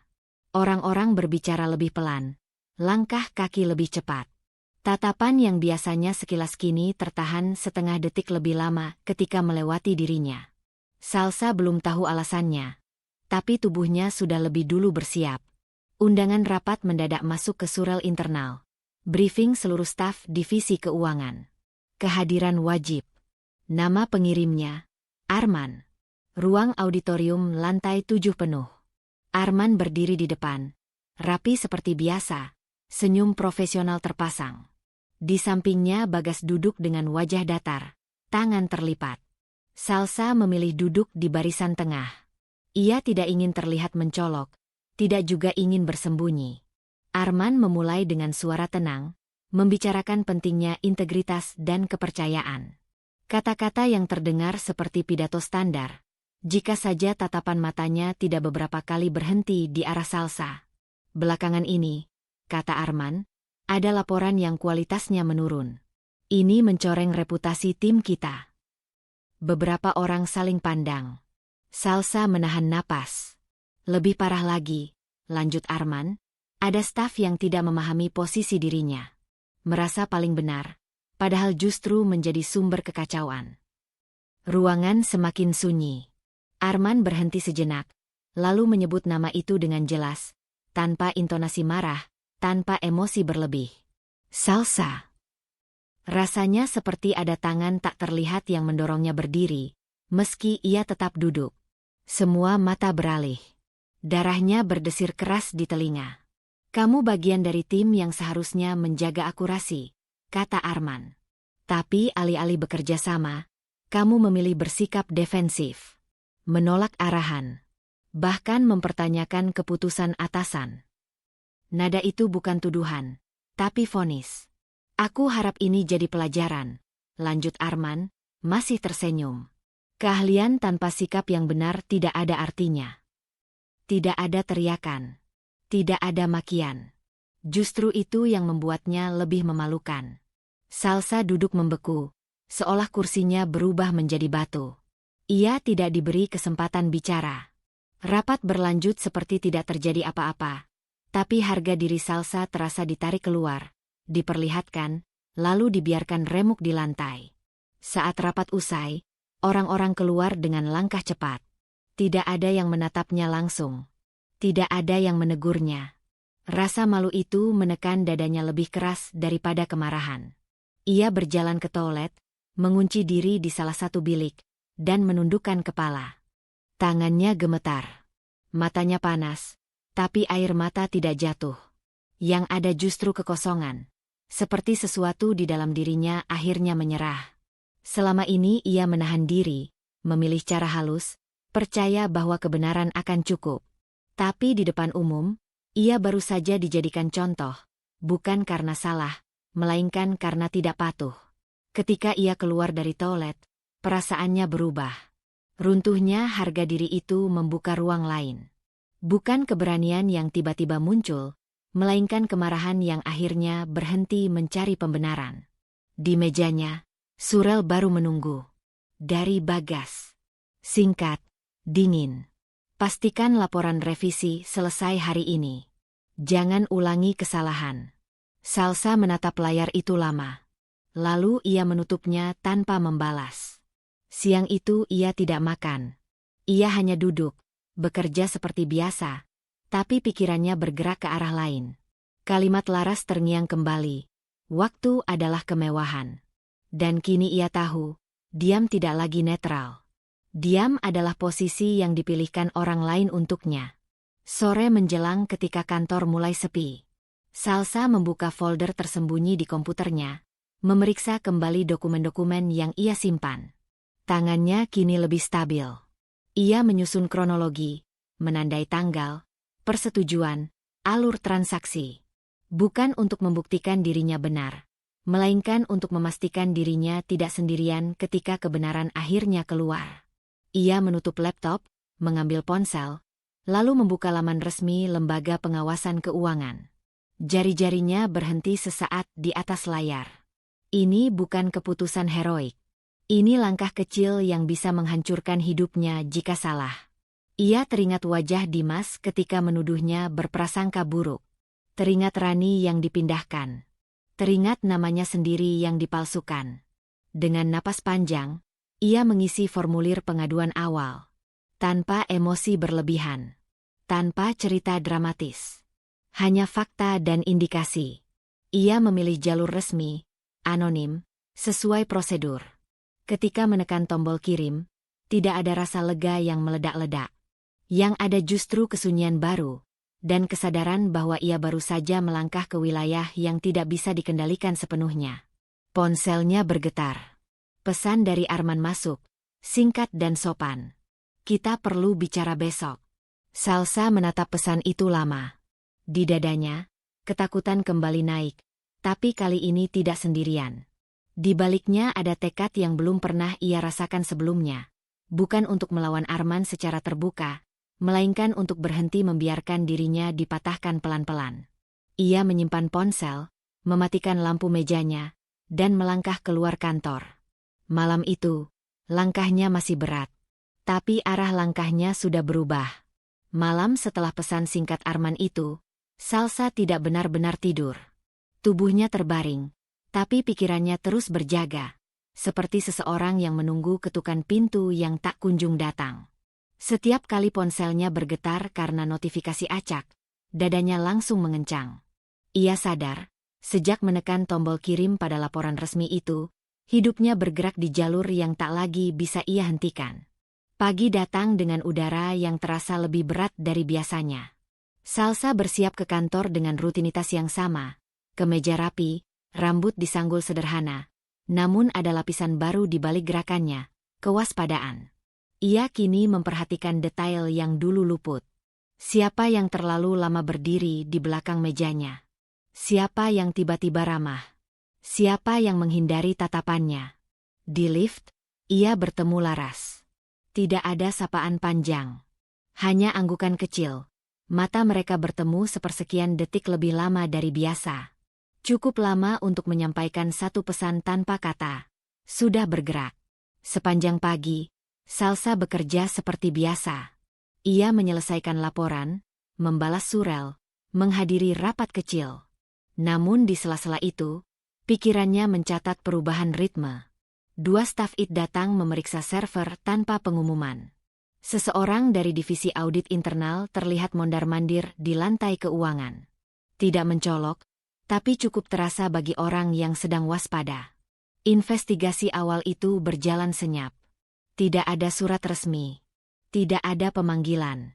Semua berlangsung di bawah lapisan rutinitas kantor yang tampak normal. Dan justru itulah yang membuat ketakutan Salsa tumbuh perlahan, merayap tanpa suara. Di sisi lain gedung, Arman juga bergerak, dengan cara yang sangat berbeda. Di ruang kerjanya yang luas, Arman memanggil Bagas. Pintu ditutup rapat. Nada bicara Arman tetap terkendali, tapi ada ketegangan halus di rahangnya. Kita butuh distraksi, katanya singkat. Sesuatu yang terlihat tegas. Bagas mengangguk. Paham. Ia sudah lama berada di lingkaran itu. Ia tahu kapan sebuah keputusan bukan soal kinerja, melainkan soal narasi. Siapa? Tanya Bagas, meski jawabannya sudah tergambar jelas. Arman tidak langsung menjawab. Ia berjalan ke jendela, menatap ke bawah, ke halaman parkir yang penuh mobil karyawan. Seseorang yang posisinya mudah disalahkan. Cukup dekat untuk dipercaya, cukup jauh untuk dikorbankan. Nama itu tidak diucapkan, tapi Bagas tersenyum tipis. Sore harinya, desas-desus mulai beredar. Bukan rumor besar, hanya bisik-bisik kecil. Akan ada evaluasi. Akan ada perombakan. Akan ada pemecatan untuk menegakkan disiplin. Salsa mendengarnya dari potongan percakapan di pantry, dari nada suara orang-orang yang tiba-tiba lebih berhati-hati di dekatnya. Ia pulang dengan langkah lelah. Di rumah, Dimas sudah menunggu. Suaminya menyapanya seperti biasa, tapi Salsa merasakan jarak yang belum juga tertutup sejak pertengkaran terakhir mereka. Kamu kelihatan capek, kata Dimas. Salsa mengangguk. Ia ingin bercerita, ingin mengatakan bahwa setiap hari kini terasa seperti berjalan di atas tali. Tapi ia juga tahu, tidak semua ketakutan bisa dibagi tanpa dipatahkan. Ayah telepon tadi, lanjut Dimas, seolah membaca keraguannya. Katanya situasi kantor lagi sensitif. Dia minta kita sama-sama jaga sikap. Kata kita itu menusuk. Salsa menatap suaminya, mencari tanda bahwa Dimas mulai melihat sesuatu yang berbeda. Tapi yang ia temukan masih sama. Keinginan untuk percaya bahwa semua akan baik-baik saja jika mereka tidak mengguncangnya. Malam itu, Salsa duduk sendirian di kamar kerja kecil mereka. Ia membuka kembali catatan pribadinya, mencocokkan tanggal, menyimpan salinan baru di perangkat lain. Setiap klik terasa seperti taruhan. Setiap file yang tersimpan adalah perlindungan sekaligus ancaman. Ia hidup dalam ketakutan yang nyata kini. Takut dipecat, takut dijadikan kambing hitam, takut kehilangan pernikahannya. Tapi di balik ketakutan itu, ada pilihan yang ia ambil berulang kali, kecil namun konsisten, bertahan. Datang ke kantor. Menyelesaikan pekerjaan. Tidak melawan secara terbuka. Tidak lari. Keesokan harinya, undangan rapat masuk lagi. Kali ini rapat terbatas. Nama Salsa tercantum sebagai peserta. Jantungnya berdetak lebih cepat, tapi ia tidak menolak. Di ruang rapat kecil itu, Arman duduk di ujung meja. Wajahnya tenang, hampir ramah. Ini hanya evaluasi rutin, katanya. Jangan tegang. Salsa mengangguk. Ia mendengarkan, menjawab seperlunya. Setiap kata Arman terdengar seperti persiapan panggung, membangun citra sebelum tirai ditarik. Ia menyadari sesuatu dengan jelas. Pemecatan itu bukan soal jika, melainkan kapan. Saat rapat selesai, Arman menatapnya sejenak lebih lama. Kamu harus siap menerima konsekuensi dari setiap sikap, katanya pelan, seolah memberi nasihat. Salsa menjawab dengan senyum tipis. Di dalam dadanya, ketakutan masih ada. Tapi ia juga tahu, ia tidak lagi berdiri di tempat yang sama seperti beberapa minggu lalu. Ia sudah memilih untuk tidak mundur. Malam itu, sebelum tidur, Salsa menuliskan satu kalimat pendek di catatan pribadinya. Jika aku jatuh, aku harus tahu alasannya, dan memastikan kebenaran ikut berdiri. Ia mematikan lampu dengan tangan yang sedikit gemetar. Di luar sana, skenario sedang disusun tanpa sepengetahuannya. Dan di dalam dirinya, keberanian kecil itu terus bertahan, meski setiap hari harus dibayar dengan rasa takut yang makin nyata. Salsa bangun dengan perasaan yang lebih hening daripada hari-hari sebelumnya. Bukan tenang, melainkan sunyi yang mengeras, seperti ruang kosong setelah sesuatu runtuh diam-diam. Rapat evaluasi kemarin masih membekas di kepalanya. Cara Arman menatapnya, seolah ia sedang menunggu momen yang tepat untuk menjatuhkan palu. Salsa tahu, waktu tidak lagi berpihak padanya. Di kantor, suasana semakin kaku. Orang-orang bicara seperlunya. Pintu-pintu ruangan lebih sering tertutup. Salsa bekerja tanpa kesalahan, bahkan lebih teliti dari biasanya. Setiap angka ia cek 2 kali.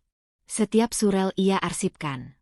Ia tahu, jika ia tergelincir 1 langkah saja, itu akan digunakan sebagai pembenaran. Menjelang siang, ponselnya bergetar.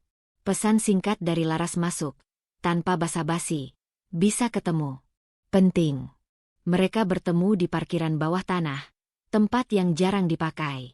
Laras berdiri di samping mobilnya, wajahnya terlihat lebih tegang dari biasanya. Tidak ada senyum profesional, tidak ada nada netral.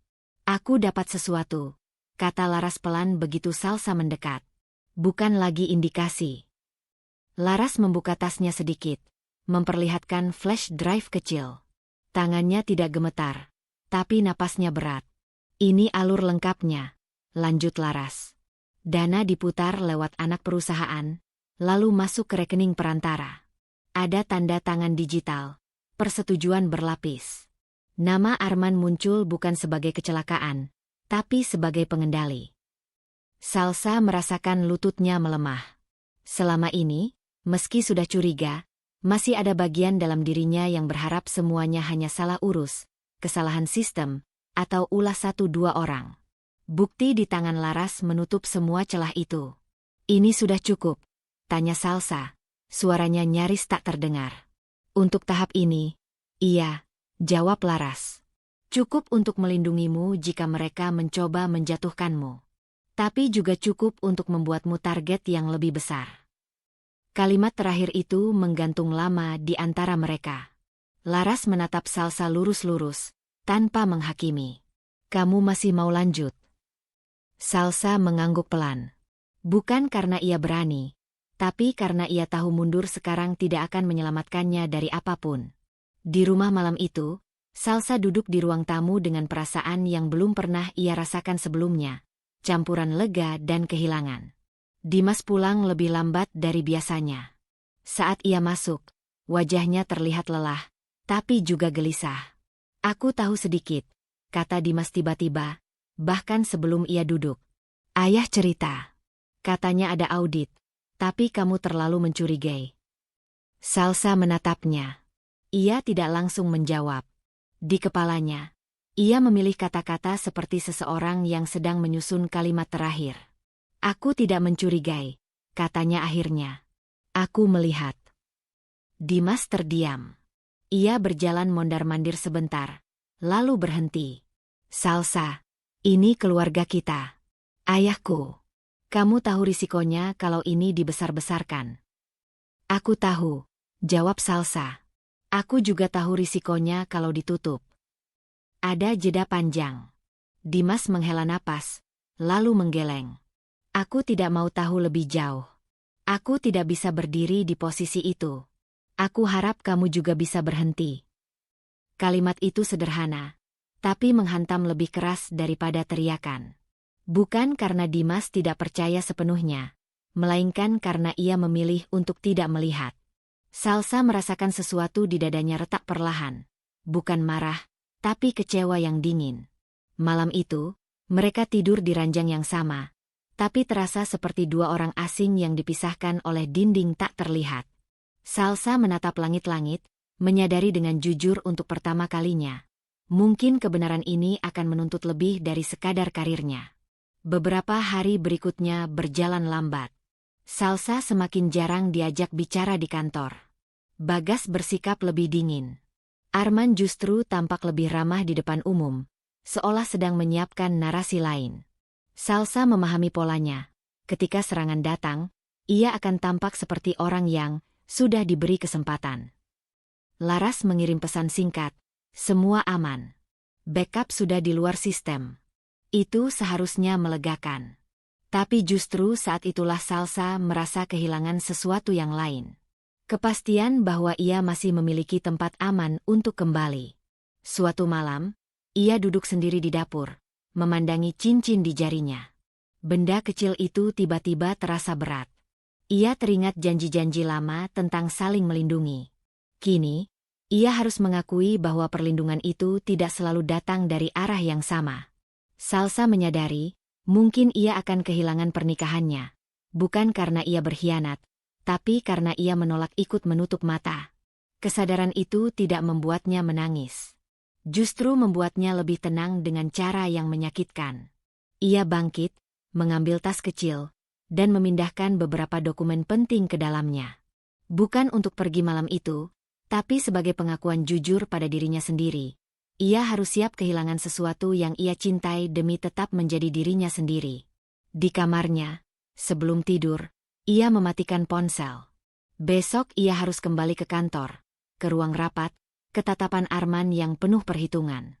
Di dalam dirinya, ketakutan dan keberanian kini berjalan berdampingan, tanpa ada yang benar-benar menang. Dan di ujung kesadarannya, satu tekanan batin baru muncul jelas. Ketika semuanya terbongkar nanti, ia mungkin harus berdiri sendirian, tanpa perlindungan keluarga, tanpa sandaran pernikahan, hanya dengan kebenaran yang ia pegang erat. Pagi itu, Salsa bangun dengan tubuh yang terasa kaku, seolah ia baru saja melewati malam tanpa mimpi. Kesadaran yang muncul pertama bukan tentang pekerjaan, melainkan tentang jarak di ranjang di sampingnya. Dimas sudah bangun lebih dulu. Tidak ada pesan. Tidak ada catatan. Hanya sunyi yang menyisakan kesimpulan pahit. Mereka sedang berjalan menjauh tanpa perlu bertengkar lagi. Di ponselnya, notifikasi kalender kantor menyala terang. Rapat besar seluruh divisi, kehadiran wajib. Pengirim, Arman. Salsa menatap layar itu lama. Jari-jarinya dingin. Ia tahu rapat ini bukan sekadar evaluasi. Ini panggung. Ini momen yang disiapkan dengan rapi. Dan ia hampir yakin siapa yang akan dijadikan pusat perhatian. Ia bisa saja izin sakit. Bisa saja menghilang 1 hari. Tapi tubuhnya menolak gagasan itu sebelum pikirannya sempat mempertimbangkan. Ada sesuatu yang sudah terlanjur bergerak di dalam dirinya. Dan menghentikannya sekarang justru terasa lebih menyakitkan daripada melangkah maju. Di kantor, atmosfer berubah drastis. Spanduk perusahaan dipasang rapi. Proyektor disiapkan. Staf dari berbagai divisi berkumpul. Banyak yang berbisik, sebagian terlihat tegang. Salsa berjalan melewati lorong dengan kepala tegak, meski dadanya berdebar keras. Laras tidak terlihat. Itu membuat Salsa waspada, tapi juga sedikit lega. Jika Laras tidak muncul, berarti ia masih berada di balik layar, menjaga jarak aman. Bagas terlihat mondar-mandir, memastikan segala sesuatu berjalan sesuai rencana. Tatapannya pada Salsa dingin, nyaris menantang. Auditorium penuh. Arman naik ke podium dengan percaya diri yang khas. Ia memulai dengan pidato tentang transparansi, profesionalisme, dan pentingnya loyalitas. Kata-kata yang indah, disampaikan dengan nada yang nyaris kebapakan. Salsa mendengarkan tanpa ekspresi. Setiap kalimat Arman terasa seperti lapisan gula yang menutupi sesuatu yang lebih pahit. Ia merasakan telapak tangannya berkeringat. Di tasnya, ia memastikan ponselnya berada di tempat yang mudah dijangkau. Beberapa waktu terakhir, kata Arman, kita menghadapi tantangan internal. Bukan dari luar, melainkan dari dalam. Kalimat itu membuat ruangan hening. Salsa merasakan denyut di pelipisnya. Kita tidak boleh membiarkan kesalahpahaman atau ambisi pribadi merusak kepercayaan yang sudah dibangun bertahun-tahun. Tatapan Arman menyapu ruangan, lalu berhenti sejenak di arah Salsa. Tidak lama, tapi cukup jelas. Di dalam diri Salsa, konflik batin yang selama ini ia tahan akhirnya berdiri berhadap-hadapan tanpa jalan kabur. Ketakutan akan dipecat. Kehilangan pernikahan. Nama baik yang hancur. Semua itu berbaris rapi, menunggu giliran untuk terjadi. Di sisi lain, ada kelelahan yang dalam. Lelah terus mengalah, lelah memendam, lelah menjadi tameng untuk kebusukan orang lain. Arman melanjutkan presentasi. Slide demi slide berisi grafik kinerja, laporan keuangan yang terlihat bersih di permukaan. Salsa tahu di balik angka-angka itu ada lubang yang sengaja ditutup. Jika ada yang merasa tidak sejalan dengan nilai perusahaan, kata Arman tenang, maka kami akan meninjau kembali posisinya. Kalimat itu jelas. Sebuah undangan sekaligus ancaman. Salsa menarik napas perlahan. Ia tidak berdiri. Belum. Tapi di dalam dirinya, sesuatu sudah berhenti mundur. Ia menyadari dengan kejelasan yang menyakitkan. Apapun yang terjadi setelah rapat ini, hidupnya tidak akan kembali seperti semula. Tidak ada lagi pilihan aman. Di sela rapat, ponselnya bergetar pelan. Pesan singkat dari nomor tak dikenal masuk. Isinya singkat, formal. Dokumen diterima. Mohon tetap bersikap normal. Kami memantau. Jantung Salsa berdegup lebih cepat. Tapi kali ini bukan hanya karena takut. Ada rasa lain yang ikut muncul. Keteguhan yang lahir dari keputusan yang sudah diambil sepenuhnya. Rapat berakhir dengan tepuk tangan sopan. Arman turun dari podium, dikerumuni beberapa manajer. Beberapa orang melirik ke arah Salsa, sebagian dengan iba, sebagian dengan curiga. Tidak ada yang menghampirinya. Saat ia berdiri hendak keluar, Arman memanggilnya. Salsa, katanya, suara cukup keras untuk didengar beberapa orang. Tolong temui saya setelah ini. Kalimat itu seperti pengunci terakhir. Salsa mengangguk singkat. Di dadanya, konflik batin yang selama ini berputar kini mencapai satu titik yang jelas. Ia tidak lagi bertanya harus atau tidak. Pertanyaannya kini hanya siap atau tidak. Ia melangkah keluar auditorium dengan langkah mantap yang terasa asing baginya sendiri. Di balik pintu itu, ia tahu, jebakan sedang menunggu. Tapi untuk pertama kalinya, ia tidak lagi mencari jalan mundur. Di lorong yang sepi, Salsa berhenti sejenak, menenangkan napas. Ia meraih tasnya, memastikan semua yang ia butuhkan masih ada. Ini bukan akhir. Tapi ini adalah batas terakhir sebelum segalanya terbuka. Dan ketika ia melangkah menuju ruang Arman, satu tekanan batin baru menguat di dalam dirinya. Apapun yang terjadi di balik pintu itu, ia harus memilih antara menyelamatkan dirinya sendiri, atau menyelamatkan kebenaran dengan risiko kehilangan segalanya. Langkah Salsa berhenti tepat di depan pintu ruang rapat utama. Beberapa menit sebelumnya, ia dipanggil kembali dengan alasan klarifikasi akhir. Kalimat itu terdengar administratif, nyaris sopan. Tapi tubuhnya tahu, ini bukan sekadar klarifikasi. Ini eksekusi yang ditunda sebentar agar terlihat sah. Ia masuk dengan kepala tegak. Di dalam ruangan, hampir seluruh jajaran manajerial sudah duduk. Bagas ada di sisi kanan Arman. Beberapa wajah yang ia kenal menunduk. Sebagian pura-pura sibuk membuka berkas. Tidak ada kursi kosong di dekat pintu. Salsa berdiri di tengah ruangan, sendirian. Arman membuka rapat tanpa basa-basi. "Terima kasih sudah kembali," katanya dengan nada tenang. "Kami perlu menyelesaikan satu hal penting demi menjaga kredibilitas perusahaan." Ia menatap Salsa lama, seolah memberi kesempatan terakhir untuk bereaksi. Salsa tidak berkata apa-apa. Di dalam dirinya, ketakutan dan kelelahan sudah menyatu menjadi satu rasa yang tumpul. "Setelah evaluasi internal," lanjut Arman, "kami menemukan adanya indikasi manipulasi laporan keuangan." Beberapa orang menarik napas pelan. Tidak ada yang menyela. Dan setelah ditelusuri, Arman menambahkan, nama yang paling konsisten muncul adalah Salsa. Kalimat itu jatuh seperti palu. Jelas. Tegas. Tidak memberi ruang tafsir. Salsa merasakan dadanya mengencang. Bukan karena terkejut, ia sudah menduganya. Melainkan karena kata-kata itu diucapkan di depan orang-orang yang setiap hari bekerja bersamanya. Orang-orang yang tahu ia teliti. Orang-orang yang tahu ia sering menolak menandatangani laporan bermasalah. Bagas berdiri, menyerahkan beberapa lembar kertas ke Arman. "Ini salinan laporan yang ditandatangani atas nama saudari Salsa," katanya formal. Arman mengangguk, lalu kembali menatap Salsa. "Sebagai pimpinan, saya tidak bisa menoleransi tindakan seperti ini." Dengan berat hati, ia berhenti sejenak. Bukan untuk ragu, melainkan untuk memberi efek. "Kami memutuskan untuk mengakhiri hubungan kerja saudari Salsa, efektif hari ini." Sunyi menyelimuti ruangan. Tidak ada tepuk tangan. Tidak ada protes. Hanya keheningan yang dipenuhi napas tertahan. Salsa merasakan matanya panas. Tenggorokannya menegang. Ia tahu, satu kata pembelaan bisa keluar sekarang. Ia bisa berteriak, bisa membantah, bisa memaksa orang-orang melihat celah kebohongan itu.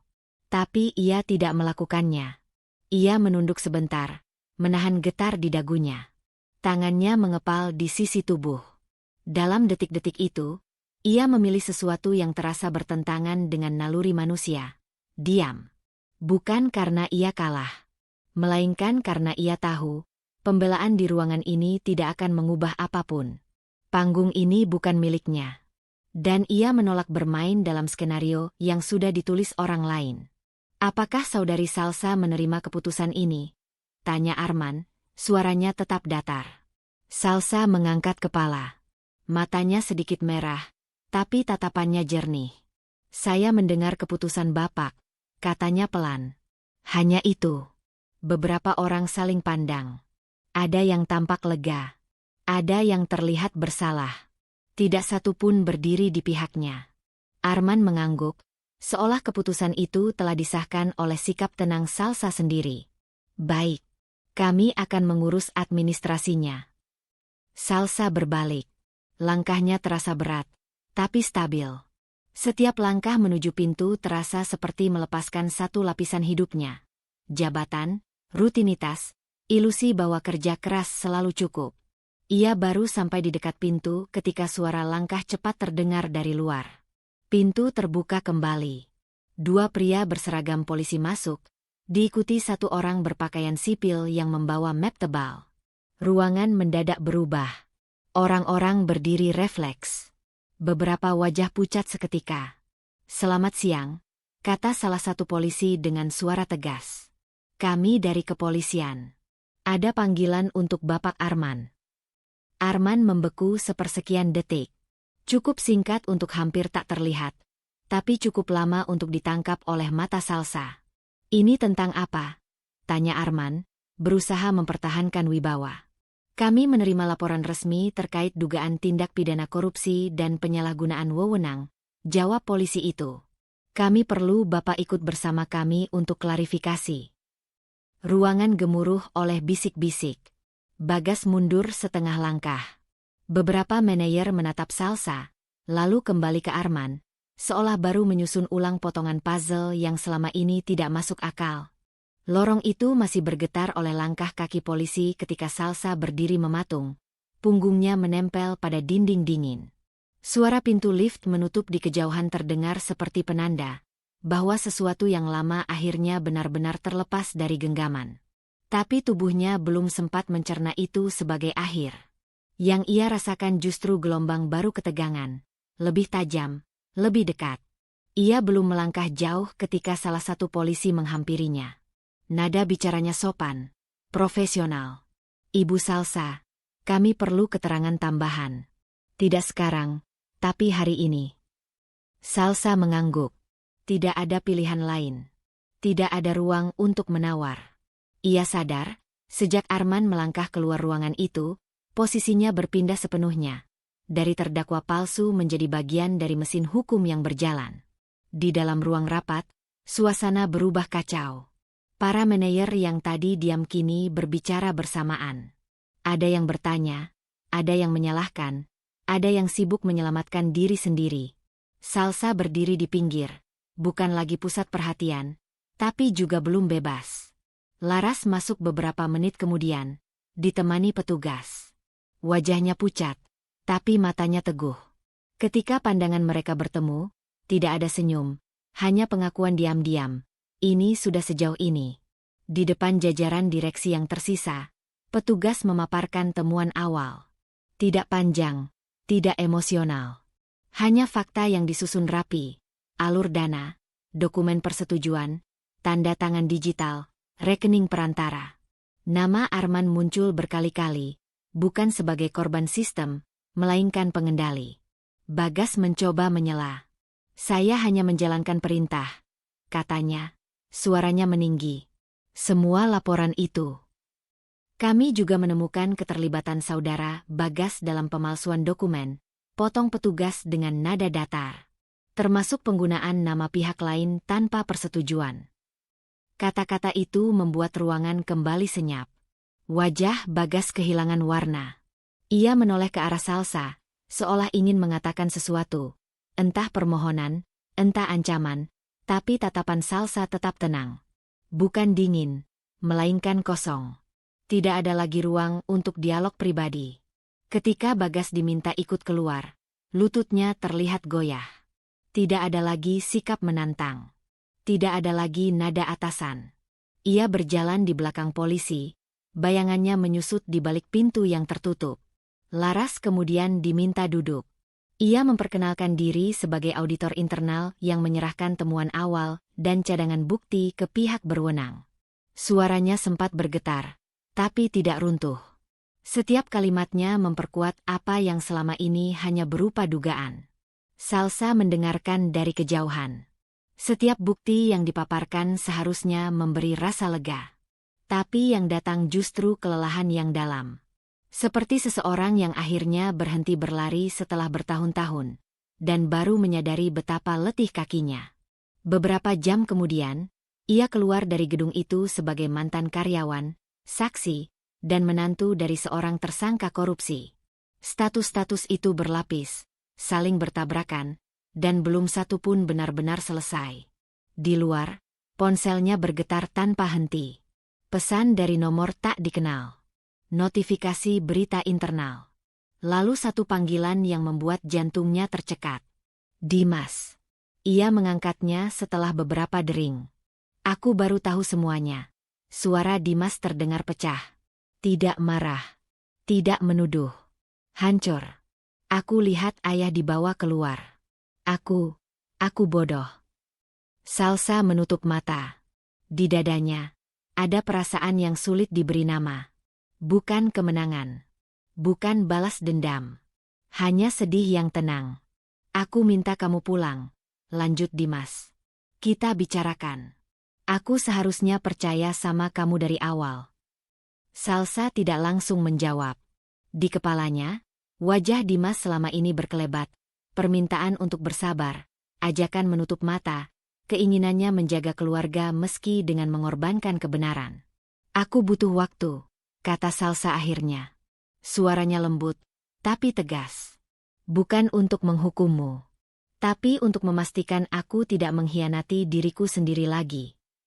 Di seberang sana, Dimas terdiam lama. Aku mengerti, katanya pelan. Untuk pertama kalinya, kalimat itu terdengar tanpa pembelaan. Malam itu, Salsa duduk sendirian di bangku halte tak jauh dari kantor. Ia menatap gedung yang lampunya masih menyala, meski penghuninya telah berganti peran. Hujan turun tipis, membasahi bahunya. Ia tidak menyingkir. Ada sesuatu dalam dirinya yang ingin merasakan dingin itu, sebagai penanda bahwa semua ini nyata. Ia sadar, meski Arman diseret keluar dan Bagas ditahan, perjuangannya belum selesai. Kesaksian akan panjang. Tekanan publik akan datang. Dan hubungannya dengan Dimas kini berada di tepi yang rapuh. Ponselnya kembali bergetar. Pesan dari Laras. Besok kita dipanggil resmi. Terima kasih sudah bertahan. Salsa mengetik balasan singkat. Kita lakukan yang perlu. Ia berdiri, mengangkat tasnya, dan melangkah pergi dari halte itu. Di dalam dirinya, satu keputusan kecil namun berisiko mulai terbentuk. Ia tidak akan kembali ke rumah malam ini. Bukan untuk melarikan diri, melainkan untuk memberi jarak. Agar esok hari, ketika ia berdiri sebagai saksi resmi, ia berdiri dengan pijakan yang benar-benar miliknya sendiri. Pagi itu datang tanpa suara keras. Tidak ada panggilan mendadak. Tidak ada notifikasi yang memaksa. Salsa bangun di kamar kecil rumah ibunya, tempat ia bermalam sejak kemarin, dengan cahaya matahari yang masuk pelan melalui celah tirai. Tubuhnya masih lelah, tapi napasnya terasa lebih ringan. Untuk pertama kalinya setelah sekian lama, ia tidak bangun dengan rasa waspada. Di meja kecil dekat jendela, ponselnya tergeletak dalam keadaan sunyi. Tidak ada pesan dari kantor. Tidak ada panggilan dari pengacara perusahaan. Semua yang perlu dikatakan sudah dikatakan kemarin. Dalam berita acara, dalam kesaksian resmi. Konflik yang selama ini menghimpit hidupnya akhirnya berdiri di tempat yang semestinya. Di ranah hukum, bukan lagi di pundaknya sendiri. Salsa duduk di tepi ranjang, menatap jemarinya. Luka itu masih ada. Ia tidak menyangkalnya. Tapi luka itu tidak lagi berdarah. Ia sudah berhenti menutupinya dengan kepatuhan yang dipaksakan. Di dapur, suara panci terdengar pelan. Ibu Maya sedang menyiapkan teh. Gerakannya sederhana dan tenang. Saat Salsa masuk, ibunya menoleh. Matanya langsung membaca sesuatu yang berubah. Kamu kelihatan lebih ringan, kata Ibu Maya, sambil menuangkan air panas. Salsa tersenyum kecil. Aku capek, Bu. Tapi bukan capek yang sama. Mereka duduk berhadapan, tanpa banyak kata. Kehadiran Ibu Maya selalu seperti itu. Tidak menuntut penjelasan panjang, tidak memaksa luka dibuka. Cukup dengan duduk. Dan dunia terasa lebih masuk akal. Siang harinya, Salsa bertemu Dimas untuk terakhir kali. Mereka memilih tempat netral, kedai kopi kecil yang tenang. Tidak ada saksi keluarga. Tidak ada bayangan Arman. Hanya dua orang yang pernah berjanji untuk saling melindungi, kini harus jujur tentang batas masing-masing. Dimas datang dengan wajah yang tampak lebih tua. Matanya lelah, bahunya turun. Ia tidak lagi membawa argumen, hanya penyesalan yang tidak mencari pembenaran. Aku tidak datang untuk memintamu kembali, kata Dimas pelan setelah mereka duduk. Aku hanya ingin bilang aku akhirnya mengerti. Salsa menatapnya lama. Tidak ada kemarahan yang ia tahan. Tidak juga keinginan untuk menegakkan kemenangan. Yang ada hanya kejelasan. Aku tahu kamu terluka, jawab Salsa. Dan aku juga terluka. Tapi kita memilih cara yang berbeda untuk menghadapinya. Dimas mengangguk, menelan napas. Aku memilih aman. Kamu memilih benar. Kalimat itu tidak menyakitinya. Justru terasa jujur. Aku tidak membencimu, kata Salsa. Tapi aku tidak bisa kembali ke hidup yang memintaku menutup mata. Mereka berpisah tanpa tangis, tanpa pelukan. Tidak dingin, tapi selesai. Salsa melangkah keluar kedai dengan dada yang penuh. Bukan oleh kehilangan, melainkan oleh martabat yang akhirnya kembali utuh. Beberapa hari kemudian, ia menandatangani surat pengunduran diri dari ikatan keluarga itu secara resmi. Tidak ada tuntutan balas dendam. Tidak ada pernyataan emosional. Hanya keputusan yang rapi dan tegas. Ia memilih keluar tanpa menyeret kebencian bersamanya. Di sore yang tenang, Ibu Maya memeluknya di teras rumah. Pelukan itu lama, hangat, dan penuh makna yang tidak perlu diucapkan. Salsa merasakan tubuhnya mengendur. Air mata jatuh pelan, bukan karena kalah, melainkan karena sembuh. Kamu tidak salah memilih kebenaran, bisik Ibu Maya. Dan kamu tidak harus membayar pilihan itu dengan kehilangan dirimu. Salsa mengangguk di bahu ibunya. Untuk pertama kalinya, ia percaya sepenuhnya pada kalimat itu. Hari-hari berikutnya diisi dengan langkah kecil. Ia memperbarui portofolio, mengirim lamaran, menerima satu tawaran konsultasi independen dari perusahaan yang menghargai integritas. Tidak besar, tidak gemerlap, tapi jujur. Ia bekerja dengan ritme baru, tanpa bayang-bayang yang memaksa tunduk. Di malam hari, ia menulis, bukan laporan, bukan pembelaan, melainkan catatan tentang dirinya sendiri. Tentang batas. Tentang keberanian yang tumbuh pelan. Tentang rasa takut yang tidak lagi memegang kendali.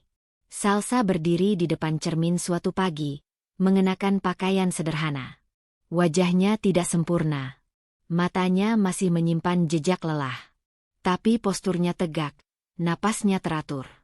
Ia melihat seseorang yang pernah hampir hilang, dan kini kembali. Saat ia melangkah keluar rumah, kunci di tangannya berdering pelan. Tidak ada sorak kemenangan. Tidak ada akhir yang dramatis. Hanya langkah yang tenang, menuju hidup yang ia pilih dengan sadar. Di belakangnya, pintu tertutup perlahan. Di depannya, dunia terbuka tanpa janji palsu. Salsa berjalan maju, tidak lagi takut memilih kebenaran. Karena kini ia tahu, martabat yang dijaga dengan jujur adalah rumah yang tidak bisa dirampas siapapun.